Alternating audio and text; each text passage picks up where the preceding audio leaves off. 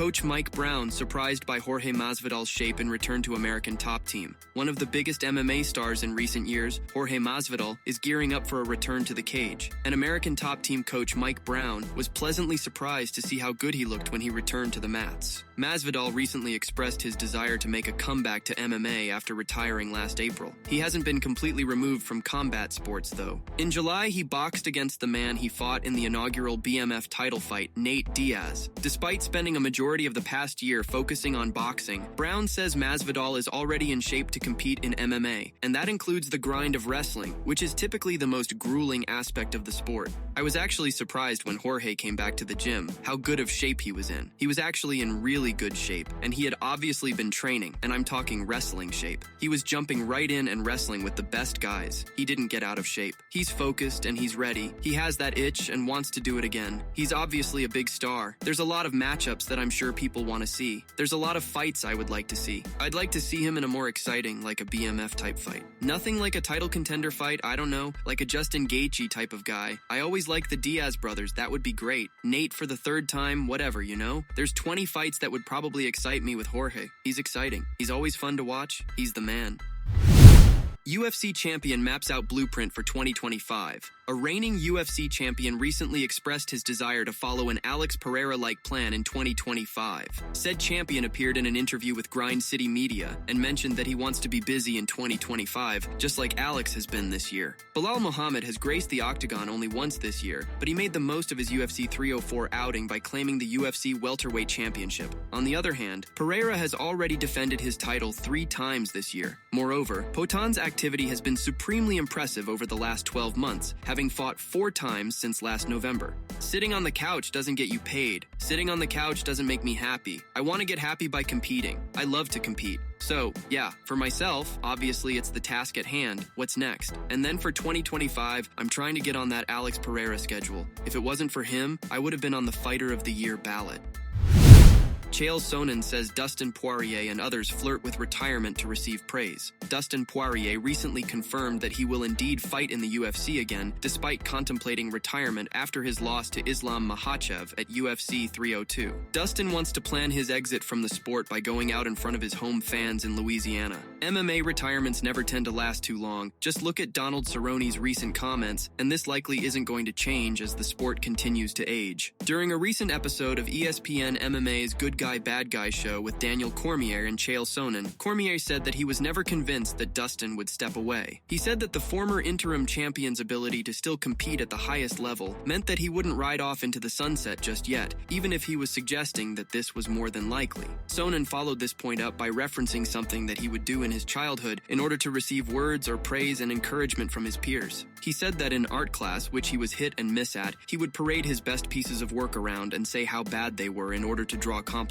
Sonnen believes that fighters do a similar thing in order to hear the kind of appreciation that makes them feel validated. I did this when I was a little kid. Daniel, as I became an adult, I still did little things like that. I just did it fewer and further between, and I swear, I do feel that some of these guys, just so that we'll pat them on the head and tell them, no, you're so great, I swear they'll say like something bad about themselves to get the rest of us to go, no, hey, you've got more. I do feel that way sometimes. I imagine it is hard to go, and physically, Dustin has it. Mentally, Dustin has it, but he's got that little kid in him somewhere that wants us to constantly tell him, hey, Dustin, you still got it. Well, I'll buy in. Dustin, you still got it.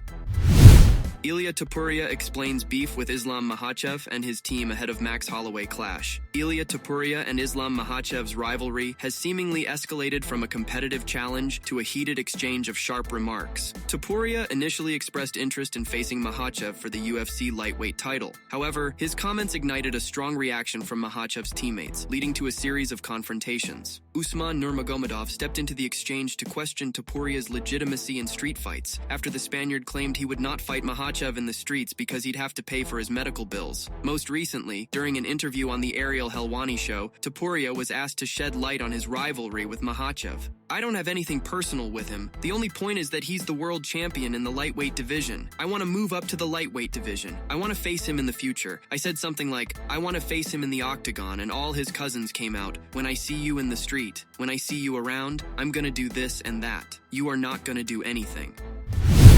Max Holloway backs Alex Pereira to win 2024 Fighter of the Year award. Max Holloway has given the distinction of Fighter of the Year to Alex Pereira amid both having massive 2024 campaigns. This is quite the praise considering the impact that Holloway himself has made inside of the octagon this calendar year. In an interview with Kevin Iole, Holloway discussed several subjects in the lead-up to his next fight at UFC 308. When the subject was brought up regarding if the former UFC featherweight champion is the 2024 Fighter of the Year, I don't know. I don't know that I would do that. The way Alex Pereira took fights. The fastest guy to defend his title, right? With 3 title defenses. That's a hard man to beat. Every time I'm in the talks for it, somebody's having a crazy year. I think Alex Pereira has got that win in the bag already. Michael Chandler chooses podcasting over UFC commentary for his future. Michael Chandler wants to be the next Joe Rogan. The UFC lightweight fighter revealed that he will start his own podcast and follow the likes of Rogan and John Anik after he hangs up his gloves, just not into the commentary booth. There are a lot of prospects for UFC fighters when they retire from the sport. Many of them join the company as commentators or analysts to make use of their knowledge of the sport, while others branch out and create their own content like Brendan Schaub and Rampage Jackson. Chandler knows he does not have many years left in the UFC. He is already 38 years old, a normal age for a UFC fighter to hang up his gloves. In a recent podcast with Bo Nickel, Michael spoke about his plans to do the latter. I didn't enjoy it as much as I thought I was going to. It's not something I love as much as I thought I would. I'd rather be on this kind of microphone speaking to the masses. Chandler has tried his hand at doing commentary for fights, but he did not like the research aspect of it where you need to know the information of every fighter on the card that day. Although he did not enjoy it as much as he would consider it if offered a lucrative contract, he's happy talking to interesting people on the internet.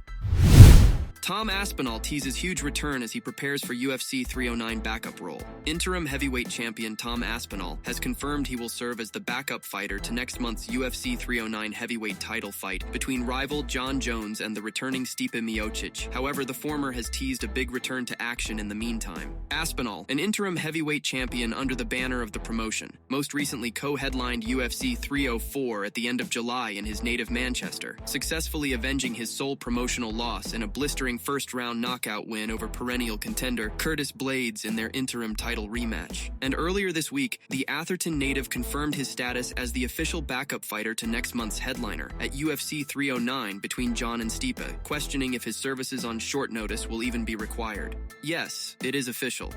Dana White announced it a while ago now, but I didn't actually hear anything from the UFC. But now we've actually spoken. Everything's going good. We've come to an agreement about it. We know what's happening going forward. We've got plans. We've got future fight plans. Everything is right there. It's going to be a good couple of years, let me tell you. Big plans, massive plans. My gut's telling me I won't be needed, to be honest. Do I think it's going to happen? In my opinion, probably not. But will I be ready? Absolutely.